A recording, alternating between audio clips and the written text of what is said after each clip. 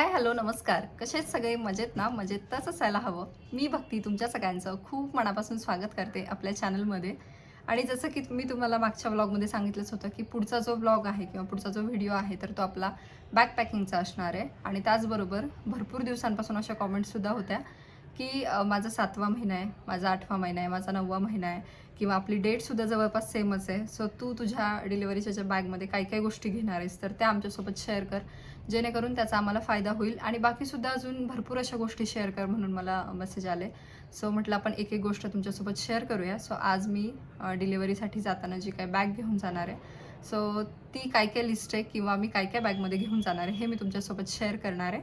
आणि मी सुद्धा ना ही अशी लिस्ट करून ठेवली आहे, जेणेकरून काही गोष्टी विसरायला नको. तरीसुद्धा इन केस माझ्याकडून जर काही राहून गेलं तर तुम्ही मला कॉमेंट करून नक्की सांगा, जेणेकरून मला सुद्धा त्याचा फायदा होईल. कारण काय असतं, आपली फर्स्ट टाईम असतं तेव्हा बऱ्याच वेळेला आपल्याला गोष्टी माहीत नसतात. पण मला हे माझ्या एका फ्रेंडने पाठवलं होतं, सो मला ते यूजमध्ये येणार आहे. आणि त्याचबरोबर आता बाकीसुद्धा काही आपण व्हिडिओज किंवा मग आपला जो काही एक्सपिरियन्स असतो त्या थ्रूसुद्धा बऱ्याचशा गोष्टी आपल्याला कळलेल्या असतात की आपल्याला काय काय लागू शकतं. सो त्यानुसार मी हे सगळ्या गोष्टी घेतल्यात. आता काय काय घेतले आणि पॅकिंगमध्ये काय काय पॅक करणार आहे हे मी तुम्हाला दाखवते. लिस्टमध्ये जवळपास 20 ते 25 अशा गोष्टी आहेत. आणि मी ना आज माझी बॅग पॅक करताना दाखवते, म्हणजे डिलिव्हरीला जाताना एका आईला काय काय गोष्टी लागू शकतात किंवा काय काय गोष्टी लागतील हे मी तुमच्यासोबत शेअर करते. बेबीसाठीच्या गोष्टी ज्या काही आलेल्या आहेत मला गिफ्टमध्ये तर त्या मी तुम्हाला दाखवल्याच आहेत. पण बेबीची जेव्हा काही बॅग भरायची असेल तेव्हा मी ती भरेल, कारण अजून काय ना त्या गोष्टी मी काही सॅनिटाईज केलेल्या नाही आहेत. ह्या गोष्टी सगळ्या मी डेटॉलमध्ये वगैरे वॉश करून घेतल्या, जेणेकरून काही इन्फेक्शन हे व्हायला नको. सो बेबीच्या गोष्टी बाकी आहेत अजून, म्हटलं त्या मी तुमच्यासोबत नंतर शेअर करते. सो चला जास्त वेळ न घालवता आपण व्हिडिओला सुरुवात करूयात. तर सगळ्यात पहिली जी गोष्ट आहे ना तर ती म्हणजे मॅटर्निटी गाऊन. सो हॉस्पिटलमध्ये गेल्यानंतर आपल्याला हॉस्पिटल गाऊन प्रोव्हाइड करतं. आता खूप साऱ्या हॉस्पिटलमध्ये तर करतातच नॉर्मली, पण आपल्याकडं आपले काही ड्रेसेस असावेत, मॅटर्निटी ड्रेसेस. सो इथे मी हे काही पॅक करणार आहे. आणि जे काही मग तुम्हाला 1, 2, 3, कारण मला असं सांगितलं की नॉर्मल जर डिलिव्हरी झाली तर आपल्याला 3 दिवस थांबावं लागणार आहे हॉस्पिटलमध्ये. आणि जर सीझर झालं, सी सेक्शन झालं तर 4 दिवस थांबावं लागणार आहे. सो त्या हिशोबाने तुम्हाला किती ड्रेसेस लागतील हे तुम्ही घेऊ शकता. सो दुसरी जी गोष्ट आहे ती म्हणजे मॅटर्निटी पॅन्टीज. तर मी ना ह्या अशा जॉकीच्या पॅन्टीज घेतलेल्या आहेत. तुम्ही कुठल्याही कंपनीच्या घेऊ शकता, पण मला हे बऱ्या वाटल्या त्याच्यामुळे मी ह्या घेतल्यात. सो पॅन्टीज घेताना असा विचार करायचा, त्याला जास्त इलास्टिक नसायला पाहिजे. इथे मी साईडला फोटोज देईल की नॉर्मल पॅन्टीज कशा असतात किंवा मॅटर्निटी पॅन्टीज कशा असतात ते. तर खूप असं ज्याला की इलास्टिक नाही आहे किंवा खूपच बारीक इलास्टिक आहे, खूप पातळ आहे, अशा प्रकारच्या तुम्ही घेऊ शकता पॅन्टीज. कारण त्यावेळेला काय होतं, तिथे काचू शकतं किंवा मग पोट वाढल्यामुळं ना ते इलास्टिक जर खूप जास्त जाड असेल तर मग खूप वेळेला आपल्याला तसे रॅशेस येणं किंवा अशा काही काही गोष्टी होऊ शकतात. त्याच्यामुळे असं विदाऊट इलास्टिकवाले पॅन्टीज घ्यायचं, जे की तुम्ही शॉपमध्ये जर गेलात आणि मॅटर्निटी पॅन्टीज द्या बोललात तर तुम्हाला ते इझिली अवेलेबल होऊन जातील. सो तुम्ही डिलिव्हरीच्या वेळेसच नाही, पूर्ण प्रेग्नन्सीमध्ये जरी ते यूज केलं ना ते एवढं कम्फर्टेबल होतं. कारण मी ह्या खूप साऱ्या गोष्टींना 7व्या महिन्यापासूनच घेऊन ठेवल्या होत्या की मला जसं गरज पडेल तर तसं मी ते यूज करेल. सो तुम्ही तुमच्या कम्फर्टनुसार तशा पॅन्टीज घेऊ शकता. तुम्हाला जर अगोदर घ्याव्याशा वाटत असेल तर तुम्ही तेव्हासुद्धा घेऊ शकता किंवा मग डिलिव्हरीला जाताना तरी कमीत कमी ह्या घ्यायला पाहिजेत असं मला वाटतं. त्यानंतरची ना तिसरी गोष्ट म्हणजे नर्सिंग ब्रा. सो तुम्ही 3 महिने किंवा प्रेग्नेन्सीच्या सुरुवातीच्या काळामध्ये तुमचे जे काही रेग्युलर कपडे आहेत तर ते तुम्ही वापरू शकता. पण त्याच्यानंतर काय होतं, आपला पूर्णच शरीराचा शेप वाढलेला असतो, त्याच्यामुळे काय होतं ते आपल्याला फिट बसत नाही. मग त्यानंतर आपण चेंज करतो किंवा मग खूप जणं ब्राच्या ऐवजी स्लीप वापरायला लागतात. सो ते थोडंसं आपल्याला इझी पडतं. पण नंतर काय होतं बघा, डिलिव्हरीच्या नंतर बेबीला सुद्धा फीड करायचं असतं. सो तुम्ही जर फीडिंग ब्रा घेतल्या ना तर ते जास्त कम्फर्टेबल वाटतं. सो त्याच्यासाठी ना मी ह्या लेविनो फॉर्मच्या अशा घेतलेल्या आहेत फीडिंग ब्रा. तुम्ही सुद्धा ज्या पाहिजे त्या कंपनीच्या घेऊ शकता. सो मला ह्या अवेलेबल झालं म्हणून मी ह्या घेतल्या. आणि व्यवस्थित आहेत, जेवढं सॉफ्ट होईल तेवढं सॉफ्ट फॅब्रिकच्या गोष्टी तुम्ही यूज करू शकता, जेणेकरून ते आपल्यासाठी सुद्धा कम्फर्टेबल होईल आणि बेबीसाठी सुद्धा कम्फर्टेबल होईल. कारण जेवढ्या जास्त रुतणाऱ्या, काचणाऱ्या किंवा खूप अशा इलास्टिकवाल्या ज्या गोष्टी असतात ना त्याने आपल्याला तेवढं कम्फर्टेबल नाही होत. आणि मग इचिंग होणं, रॅशेस येणं, अशा खूप साऱ्या गोष्टी होतात. त्याच्यामुळे हे गोष्टी थोड्याशा महाग जरी असतील ना, हे फिडिंग ब्रा किंवा पॅन्टीज वगैरे, तरीसुद्धा आपल्याला त्या एकदाच घ्यायच्यात, नंतर काही त्या घ्यायच्या नाही आहेत. त्यामुळे तुम्ही त्याच्यामध्ये ना थोडेसे जास्तीचे पैसे इन्व्हेस्ट करू शकता किंवा त्याच्यामध्ये पैसे गुंतवू शकता.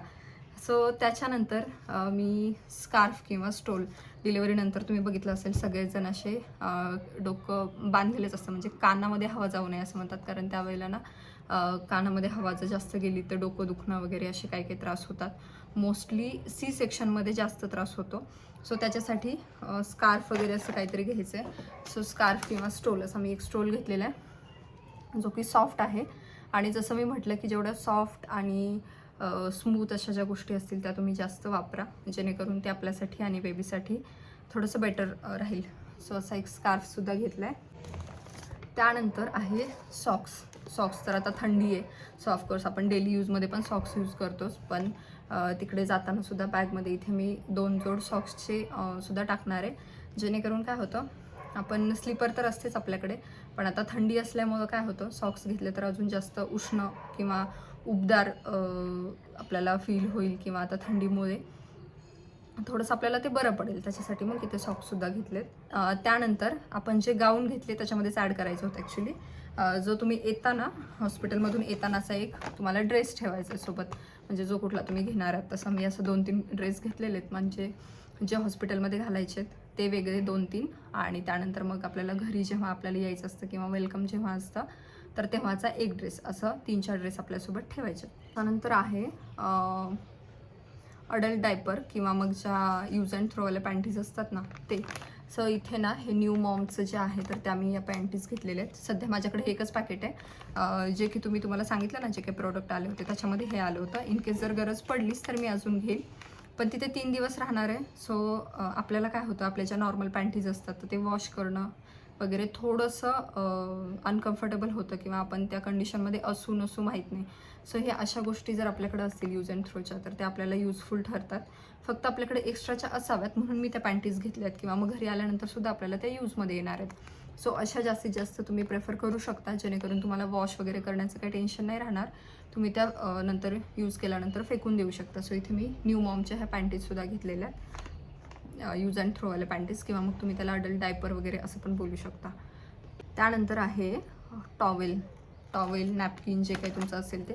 टॉवेल मी जायच्या वेळेला टाकेल, कारण सध्या माझ्याकडे एकच टॉवेल आहे, आणि मला ना असं होतं की माझ्या एका टॉवेलशिवाय मला दुसरं टॉवेल घेऊच नाही वाटत. असं होतं जेव्हा तो खराब होईल ना तेव्हाच मी दुसरा घेते, असे सवय लागलेली असते ना त्या गोष्टीची, त्याच्यामुळं. सो इथे मी असा मोठा असा नॅपकिन घेतला आहे बऱ्यापैकी, ज्याने की आपण फेस पण पुसू शकतो आणि बाकी यूजमध्ये सुद्धा आपल्याला येईल.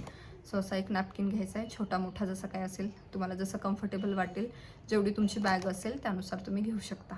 त्यानंतरची गोष्ट म्हणजे तुमचे जे काही पॅड्स असतात तर ते डिलिव्हरीनंतर काय होतं, तुमचा ब्लिडिंग किंवा फ्लो थोडासा जास्त असतो नॉर्मलपेक्षा, आणि तो बऱ्यापैकी काहींचा 8 दिवस, काहींचा 1 महिना वगैरे असा. आता मला काही आयडिया नाही आहे, पण मी जसं ऐकलं आहे तसं. सो असं चेंज होत राहतो, की काहींचा कमी दिवस असू शकतो, काहींचा जास्त दिवस असू शकतो, पण थोडासा फ्लो नेहमीपेक्षा हेवी असतो. सो त्याच्यासाठी ना असे थोडे जे काही मॅटर्निटीचे पॅड्स मिळतात ना तेच शक्यतो तुम्ही घ्या. हे सुद्धा इथे न्यू मॉमचेच आहेत माझ्याकडे, जे की मला पार्सलमध्ये रिसीव्ह झाले होते.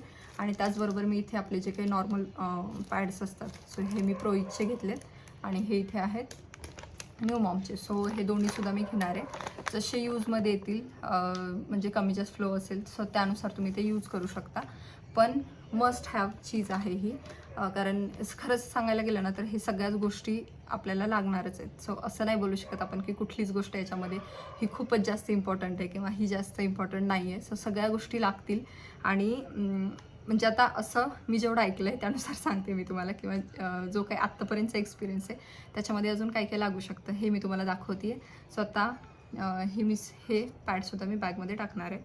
त्यानंतर आपले जे काही रोजचे प्रोडक्ट असतात, मग त्याच्यामध्ये आपल्याला पेस्ट लागणार असतं, सो पेस्ट किंवा सोप, त्याचबरोबर आपलं फेस वॉश जे काही तुम्ही यूज करता ते, त्यानंतर लिप बाम, त्याचबरोबर इथे टूथब्रश आहे, आपले टिकली आहे, कंगवा आहे, तर यासुद्धा सगळ्या गोष्टी घ्यायच्या, जेणेकरून काय होतं तिथे काही आपल्याला कोणी देणार वगैरे नसणार आहे. सो आपल्या गोष्टी आपण सगळ्या आपल्या व्यवस्थित सोबत ठेवायच्या. आपली कंडिशन असेल त्या, आता व्यवस्थित तुम्हाला राहायला आवडत असेल, तुम्ही लिप बाम वगैरे अशा सुद्धा सगळ्या गोष्टी घेऊ शकता. किंवा मग टापटीप राहायला आवडत असेल तर तुम्ही त्या सगळ्या गोष्टी घेऊ शकता. आता मी या सगळ्या गोष्टी घेते, कशी कंडिशन असेल काय असेल त्यानुसार आपण त्या यूज करूयात, पण सोबत असल्या तर काय हरकत आहे ना. त्याच्यामुळे मला असं वाटतं की ह्या सगळ्या आपण गोष्टी सोबत घेऊयात. फेस वॉश, सोप वगैरे या तर गोष्टी लागणारच आहेत. त्याच्याबरोबर ब्रश, टूथपेस्ट यासुद्धा गोष्टी लागणार आहेत. सो हे सुद्धा तुम्ही मस्ट हॅव आहे असं म्हणू शकता. सो ह्यासुद्धा गोष्टी घेतल्यात. त्याचबरोबर आपली टिकली, क्लच, काय जे तुमचं जे रोजच्या वापरातलं असेल ना, तुम्ही मेकअपसाठी किंवा व्यवस्थित टापटीप राहण्यासाठी ज्या काही गोष्टी वापरत असाल तर त्यासुद्धा गोष्टी घ्यायच्यात. आणि त्याचबरोबर लोशन विसरायचं नाही आहे, कारण आता थंडी चालू आहे. त्याच्यामुळं भयंकर आपली स्किन तडतडणार, खूप जास्त कोरडी पडणार. त्याच्यामुळं मग लोशन पण आपल्यासोबत ठेवायचं आहे. सो या सगळ्या गोष्टीसुद्धा मी माझ्या बॅगमध्ये घेतली आहे. सो त्यानंतर आहे स्लीपर. सो ही सुद्धा मस्ट हॅव गोष्ट आहे, कारण थंडी आहे आणि नॉर्मलीसुद्धा प्रेग्नेन्सीनंतर, डिलिव्हरीनंतर चप्पल, सॉक्स वगैरे हे असं गरमीचे ऊब देणाऱ्या गोष्टी घालायला पाहिजेत. त्याच्यामुळे मग ही स्लीपरसुद्धा घेतली आहे. ही मी ॲक्च्युली ना 1-2 महिन्यापूर्वीच ऑर्डर केली होती, त्यामुळे तुम्हाला अशा कॅरीबॅगमध्ये दिसत असेल.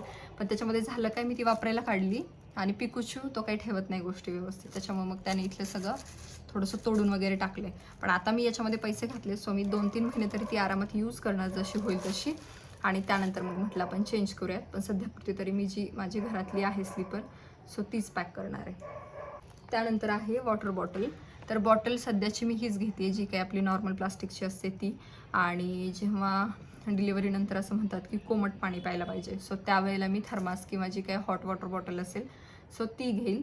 पण सध्यापुरती म्हटलं आपण ही बॅगमध्ये टाकूयात, ती नको टाकायला, कारण सध्या ती एकच आहे माझ्याकडे आणि ती घरातसुद्धा कधी कधी लागते.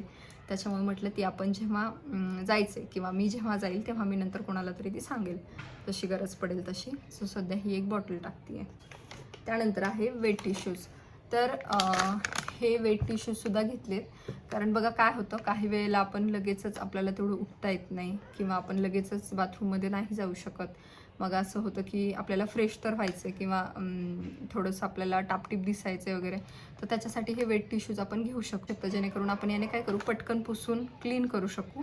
आणि हे मी हिमालयाचे घेतलेत. हे माझ्याकडे ऑलरेडी होते घरातच, त्यामुळे घेतलेत. ॲक्च्युली ते जे पार्सल आलं होतं त्यातसुद्धा आलेले, पण म्हटलं ते आपण नंतर यूज करू, कारण हे खूप दिवसांपासून माझ्याकडे आणि आता हे जवळपास 2 महिन्याने एक्सपायरसुद्धा होणार आहे. सो म्हटलं हे घेऊयात आपण. सो आता हे हिमालयाचे वेट टिश्यूजसुद्धा मी घेतले, म्हणजे की माझ्यासाठी पण यूज येतील आणि बेबीसाठी माहीत नाही पहिल्या एवढ्या 2-3 दिवसामध्ये लगेच असे प्रोडक्ट वापरतात की नाही, सो ते आपण बघूयात नंतर. पण हे माझ्यासाठी तरी नक्की यूजमध्ये येतील. आणि आता मी ही माझी बॅग पॅक करते आहे, सो मी म्हटलं याच्यामध्ये दाखवूयात आपण. सो हे सुद्धा मी घेणार आहे. याच्या व्यतिरिक्त ना अजून जर काही गोष्टी असतील तर तुम्ही मला कॉमेंट करून सांगा. मला असं वाटतं मी बऱ्यापैकी गोष्टी घेतलेल्या आहेत. आणि ना खूप जणांना असं सुद्धा वाटू शकतं की बॅग पॅकिंग वगैरे हे ना काहीतरी उगाचच असे चोचलेत वगैरे, कारण अगोदर असं नसायचं. अगोदर फक्त तुम्ही ज्या काही तुमची साडी आहे किंवा आजीची नाटी असते तर त्याचे सगळे कपडे घेऊन जायचे. पण आता काय झालं आहे, सगळ्या गोष्टी खूप चेंज झाल्यात. मॉडर्न जमाना आला आहे म्हणू शकतो आपण. आता सगळ्या गोष्टी सगळ्यांना टापटीप व्यवस्थित लागतं. त्यामुळे म्हटलं की आपण ही आपण अशी बॅग पॅक करूया. आणि त्याचबरोबर ज्या काही मला कॉमेंट्स आल्या होत्या की मी आत्ता 7व्या महिन्यात आहे, 8व्या महिन्यात आहे, 9व्या महिन्यात आहे आणि भरपूर जणांची डेटसुद्धा जवळपास माझ्या डेटच्या आसपासच आहे अशी. सो त्यांनासुद्धा याचा फायदा होईल. बाकी गोष्टी हळूहळू मी तुमच्यासोबत शेअर करेलच. बेबीची बॅग पॅक केलेली तुम्हाला बघायला आवडेल, काही पण मला कॉमेंट करून सांगा. सो आत्ता एवढ्या सगळ्या गोष्टी घेतलेल्या आहेत. इन केस जर काही राहिलं असेल तर नक्की मला कॉमेंट करून सांगा. आणि ही जी लिस्ट आहे त्याचा फोटोसुद्धा मी इथे साईडला अटॅच करते, जेणेकरून तुम्हाला ते बघून त्याचा स्क्रीनशॉटसुद्धा तुम्ही काढू शकता. So that's it. एवढंच होतं आजच्या पुरतं. आता भेटूयात पुढच्या व्हिडिओमध्ये. आणि अजून तुम्हाला प्रेग्नन्सी रिलेटेड, मॅटर्निटी रिलेटेड कुठले व्हिडिओज बघायला आवडतील ते सुद्धा मला कॉमेंट करून सांगा. चला भेटू पुढच्या व्हिडिओमध्ये. तोपर्यंत खुश राहा, काळजी घ्या, बाय आणि असंच प्रेम करत राहा.